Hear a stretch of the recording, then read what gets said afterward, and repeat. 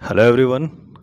आज के इस लेक्चर में सामान्य विज्ञान का लेक्चर 1 पढ़ेंगे हम लोग, जिसमें भौतिक विज्ञान के बारे में हम लोग डिस्कस करेंगे। तो इसमें जो पहला टॉपिक हम लोगों का है मात्रक, मापन तथा त्रुटि। इसमें कुछ इंपॉर्टेंट टर्म्स को आज हम लोग देखेंगे। तो सबसे पहले इसमें आते हैं भौतिक राशियाँ, फिजिकल क्वांटिटीज़ क्या होती हैं। तो जिन्हें संख्या के रूप में व्यक्त किया जा सके उसे राशि कहते हैं। भौतिकी के नियमों को जिन राशियों के पदों में व्यक्त किया जाता है उन्हें भौतिक राशियां कहते हैं। भौतिकी के नियम क्या होते हैं? देखो, भौतिक विज्ञान में बहुत सारे नियम्स होते हैं, जैसे कि गुरुत्वाकर्षण का नियम हो गया, न्यूटन का नियम हो गया, स्थिर विद्युत आवेशों का नियम हो गया। तो नियमों को व्यक्त करने के लिए जिन राशियों का प्रयोग किया जाता है उन्हें हम लोग क्या बोलते हैं? भौतिक राशियां बोलते हैं।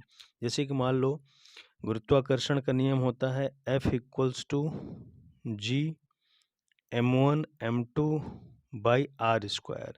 यानी कि दो बॉडी है, एक यहाँ पे एक यहाँ पे, इसका मास m1 है, इसका मास m2 है। इनके बीच का डिस्टेंस क्या है? r है।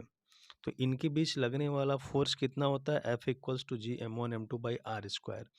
तो इस नियम को, गुरुत्वाकर्षण के इस नियम को व्यक्त करने के लिए देखो, 1 2 3 4 5 5 भौतिक राशियों को हमें यहाँ पे इंडिकेट करके बताना पड़ता है ना। तो भौतिकी के नियमों को व्यक्त करने के लिए जिन राशियों का प्रयोग किया जाता है उन्हें भौतिक राशियां कहते हैं। आई होप क्लियर हुआ होगा।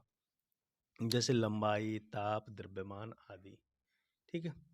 इसके बाद हम लोगों का आता है भौतिक राशियों के प्रकार। भौतिक राशियां कितने प्रकार की होती हैं? तो भौतिक राशियां मूलतः दो प्रकार से हम लोग डिवाइड कर सकते हैं। पहला होता है मापन तथा मात्रक के आधार पर। तो मापन और मात्रक के आधार पर दो प्रकार से हम लोग इसको डिवाइड कर सकते हैं। पहला हम लोगों का होता है मूल राशियाँ। मूल राशियाँ इसी को बोलते हैं फंडामेंटल क्वांटिटीज। तो वे राशियाँ जो अन्य राशियों से स्वतंत्र होती हैं, यानी कि मूल भौतिक राशियाँ वे राशियाँ होती हैं जिन्हें व्यक्त करने के लिए किसी दूसरे पर डिपेंड नहीं होना होता है, उन्हें मूल भौतिक राशियाँ कहते हैं।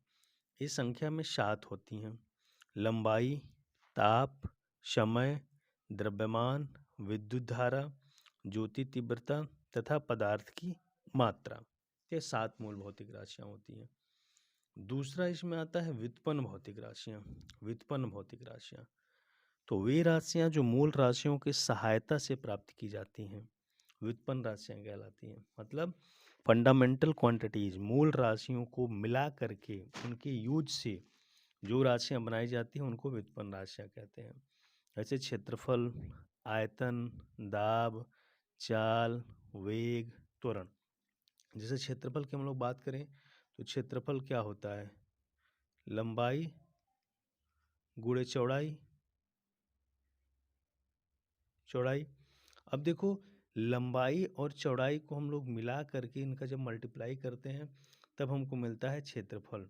तो लंबाई भी मूल भौतिक राशि है, चौड़ाई भी मूल भौतिक राशि है।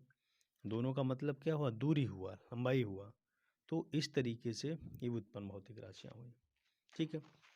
दूसरा हम लोग, यानी कि एक तो मानक, मापन तथा मात्रक के आधार पर डिवाइड कर दी मूल भौतिक राशियाँ और व्युत्पन्न भौतिक राशियाँ।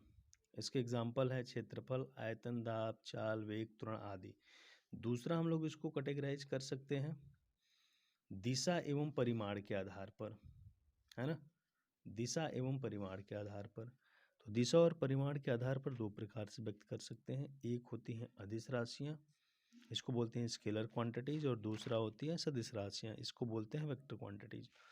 तो अदिश राशियाँ क्या होती हैं? वे भौतिक राशियाँ जिन्हें व्यक्त करने के लिए केवल परिमाण की आवश्यकता होती है, दिशा के नहीं, उन्हें अदिश राशियाँ कहते हैं।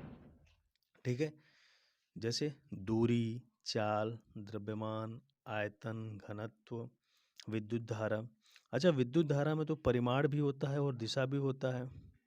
विद्युत धारा में परिमाण भी होता है और दिशा भी होता है, फिर इसको अदिश राशि क्यों बोलते हैं? कमेंट सेक्शन में कमेंट करके बताइएगा।